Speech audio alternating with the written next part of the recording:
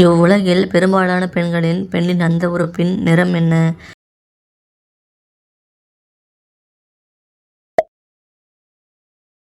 பெண்களை விடாமல் தொடர்ந்து உடல் உறவு செய்தால் என்ன ஆகும்?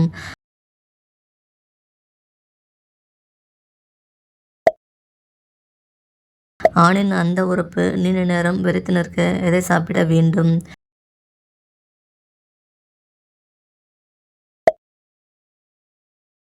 பெண்கள் தன்னுடைய பெண்ணின் அந்த உறுப்பில் வெள்ளரிக்காயை விட்டால் என்ன ஆகும்?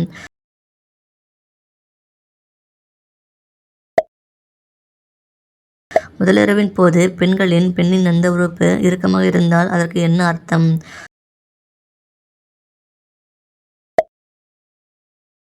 தொப்பை உள்ள ஆண்கள் எப்படி உடலுறவு செய்தால் ஆணின் அந்த உறுப்பு ஆழமாக நுழையும்?